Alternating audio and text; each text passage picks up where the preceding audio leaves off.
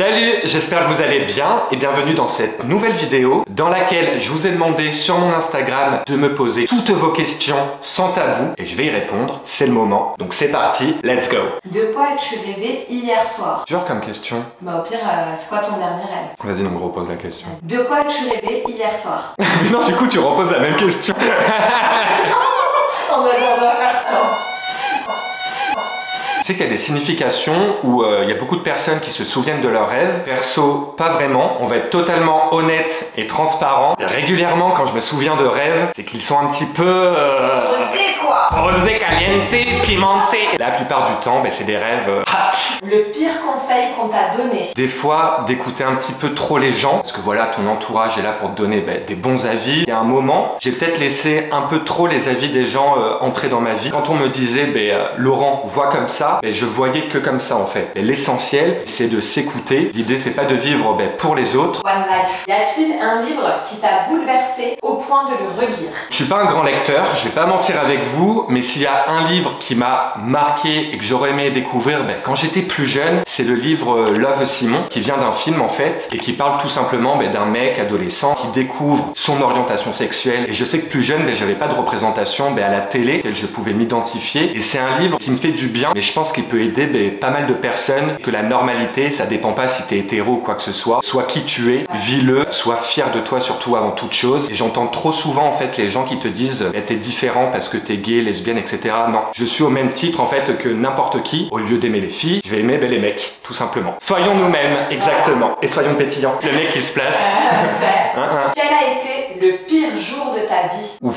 Je suis chanceux. J'ai pas eu jusqu'à présent en tout cas de problèmes médicaux, ma famille, tout le monde est en bonne santé. Si je dois parler vraiment que pour moi, égoïstement, je dirais ma première rupture amoureuse. Cette expérience en fait, c'était première cicatrice en fait dans la vie amoureuse. Parce que le fait de quitter quelqu'un ou de te faire quitter, des fois ça peut te transformer. Je pensais plus à moi, j'étais focus sur cette personne. Donc on va dire que le pire jour de ma vie, ça a été une rupture. C'est jamais évident, mais je pense quand on a vécu une, tu sais ce que ça fait et tu pourras mieux appréhender les futurs en tout cas. Tu fais du vélo, tu tombes, ça fait mal. Mais en fait, il faut persister dans la vie parce que si tu te dis ça me fait mal, du coup j'ai plus envie de faire du vélo, et dans ce cas-là, t'abandonnes des choses. Non, l'idée c'est de rester, comme on le disait, dans l'action, et à un moment tu vas voir que cette chose te fera peut-être moins mal. Ça veut pas dire que mes prochaines ruptures, s'il y en a, qu'elles vont pas me toucher évidemment, mais je sais que j'ai survécu à la première, à mon premier amour. Normalement, les prochaines, ça devrait bien se passer. Raconte des ragots sur tes meilleurs amis. C'est horrible. Déjà, moi, il faut savoir, en toute transparence, et je le vis très bien,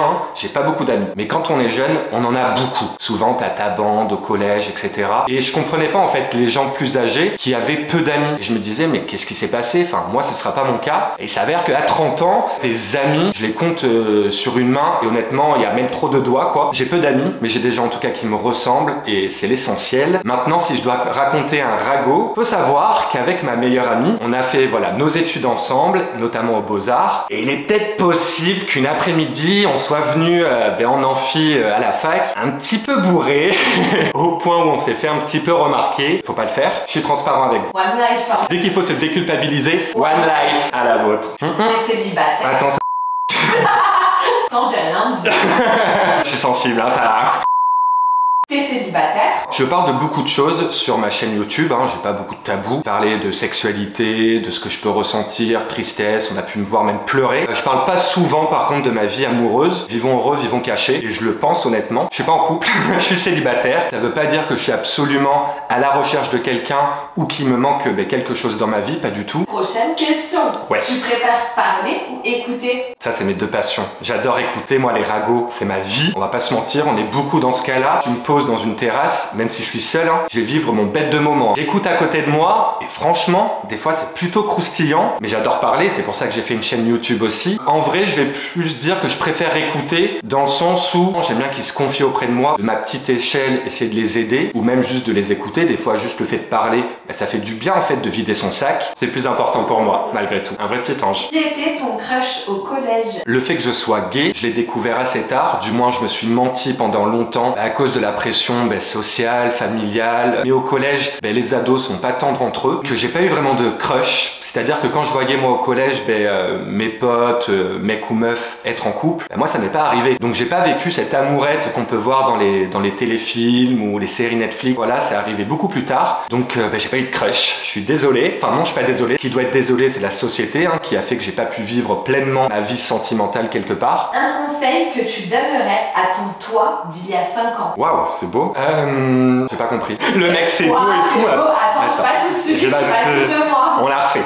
Je lui dirais, c'est un peu la phrase bateau qu'on entend partout sur les réseaux sociaux, mais qui est tellement difficile à appliquer, mais c'est d'être ta priorité en fait. Pendant trop longtemps, j'ai vécu à travers les autres. Je me suis pas écouté, je me suis même pas permis de savoir réellement ce dont j'avais envie. Qu'importe ce que tu fais, tente. Ça marche, ça marche, ça marche pas, c'est pas grave.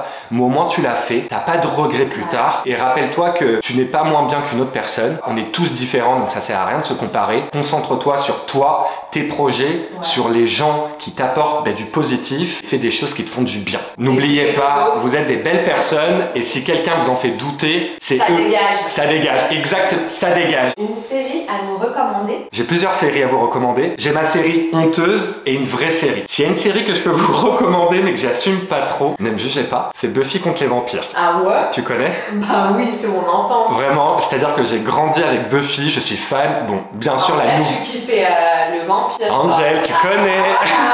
Mais vraiment, s'il y a une série que j'ai à vous recommander, j'ai plus exactement le titre, donc je vous mettrai l'image juste là. J'ai jamais, jusqu'à présent, vu une série qui m'a autant touché. Buffy. Vraiment, ça m'a touché, les vampires. La vraie série qui m'a touché, elle est d'utilité mais publique. Tu suis en fait un groupe de jeunes et en même temps qui vivent leur homosexualité, on est encore dans le thème, et c'est à ce moment-là qu'arrive aussi le sida. N'hésite pas à la regarder, n'hésite pas même à la montrer à des gens plus jeunes parce qu'elle peut être même source d'inspiration et surtout faire un peu de prévention. Voilà. Ta musique du moment pour te lever le matin. Ok, bon. Asseyez-vous, faut que je vous parle. Là en ce moment, et ça fait un petit moment d'ailleurs, je suis dans ma période shy. Franchement, je fais mes meilleures danses quand je me brosse les dents, c'est de la bombe, j'aime trop. Jody Garth Gang. Quels sont les plus grands signaux d'alerte chez un gars? Déjà, parce que ça m'est arrivé, franchement s'il n'y a pas d'humour, fuis. Alors je comprends, des fois tu peux ne pas être toi-même au départ, la timidité, etc. S'il n'y a pas d'humour, laisse peut-être, revois la personne 2-3 fois, si ça vient pas dès maintenant. Mais le signal pour moi qui est ultra et archi nécessaire quand je rencontre quelqu'un, c'est la politesse. J'ai rencontré des mecs beaux gosses, bien habillés, etc. Mais en fait, ils parlaient comme de la merde en fait et aux gens autour de nous et moi ça me rendait mal à l'aise en fait parce que je suis pas comme ça, j'ai plein de défauts mais non, je suis quelqu'un de poli et ça pour moi c'est le red flag. C'est quelqu'un de pas suffisamment éduqué, peut être n'importe qui, ça marchera pas avec moi en tout cas. Ce que je pourrais rajouter également, mais si tu vois que t'es obligé en fait d'être une autre personne et pas toi-même, faut zapper, encore une fois ça dégage quoi. Ça sert à rien parce que tu vas jouer un rôle et quand tu vas être vraiment toi-même, la personne ça va la surprendre en fait. T'es religieux? Alors c'est pas du tout tabou pour moi de parler religion, je pense pas en parler sur ma chaîne tout simplement parce que j'aime parler de choses où je me sens concerné. Moi je crois au destin en fait. J'arrive pas à mettre un mot ou un nom sur quelque chose ou quelqu'un, mais en tout cas je me dis que tu peux dévier le destin, tout n'est pas tracé, mais pour moi il y a des signes des fois dans la vie qui arrivent. Maintenant, est-ce que je suis religieux? Du coup non. Mais je crois au destin, oui. Là, c'est pas une question. Oula. Il a écrit « Tu es mon meilleur ami ». Ah mais je vois rien moi. Tu es mon meilleur... Oh non, c'est trop mignon. Merci beaucoup. Si... N'hésite pas à DM. N'hésite pas à DM, tu sais, même entre potes, on sait jamais, tu sais, une petite crise. À 2 doigts. À 2, 3. Si c'est une question qui est ma meilleure amie, j'en ai une, elle s'appelle Marie, elle vit au Canada. Et si c'est pour me dire que je suis ton meilleur ami, merci beaucoup, ça me touche. J'ai commencé YouTube pour être un pote, pour être un grand frère. C'est très gentil, c'est trop mignon. Pire film que tu as regardé? Alors là, j'ai même pas besoin de réfléchir. Je suis un fan de films d'horreur. Maintenant, il y a films d'horreur et films d'horreur. J'ai regardé Human Centipede. Si vous avez un estomac un petit peu fragile, n'y allez pas. Ah ouais? Pour vous la faire très rapidement, j'adore moi les films d'horreur, le sang, etc. Mais là, c'est pas le propos. J'ai regardé, je crois, Human Centipede 2. J'ai pas vu le 1. Mais en gros, c'est un taré qui va capturer des gens, je sais plus trop comment, pour faire une espèce, je vais pas rentrer trop dans les détails, mais une espèce de chaîne humaine. C'est-à-dire que les gens, la bouche de la personne sera... Voilà. Et c'est la première fois de ma vie où j'ai dû arrêter le film. J'avais des hauts le cœur. J'aurais pu vomir devant ce film. Autant j'aime l'horreur, autant ça, plus jamais quoi. Gore et...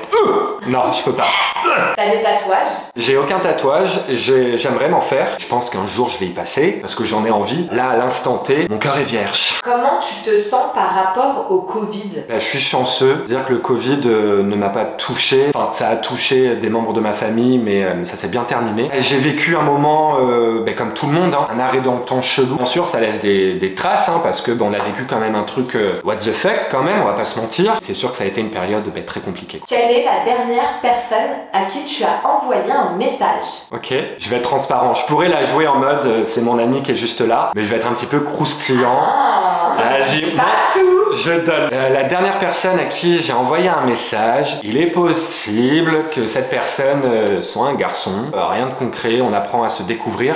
Donc ne vous emballez pas, je suis pas en couple, je suis bien célibataire. Mais voilà, le dernier message, c'était soit pour la voix, soit pour ce mec. Quelle est ta plus grande insécurité? Perdre mes proches, et notamment mes parents. C'est ma plus grande peur. Même des fois, quand je suis dans mon lit, j'y pense. Ce serait de perdre mon cocon, c'est-à-dire mon frère, mon neveu ou mes parents, parce que c'est les personnes que j'aime le plus sur cette terre. C'est arrivé à plein de gens et il faut se relever malgré tout. Je dis pas que c'est facile, loin de là. Le jour où ça arrivera, est-ce que j'aurai la force en fait de me relever? Encore des fois des questions qui me trottent dans la tête tout seul, qui me font peur et qui me font un peu douter et qui me mettent un petit peu dans le mal par moment. Le pire problème que tu as eu quand tu étais petit? C'est tout simple, hein. C'est-à-dire que j'en ai fait une vidéo là-dessus, n'hésitez pas à aller la voir, ça s'appelle la maltraitance psychologique. C'est même bien plus qu'un problème, hein. J'ai vécu, oui j'en parle de toute façon dans ma vidéo, un problème avec une nounou qui m'a gardé pendant de longues années et qui m'a fait subir des choses qu'un enfant ne devrait jamais subir ou voir ou entendre, où j'ai vécu de la maltraitance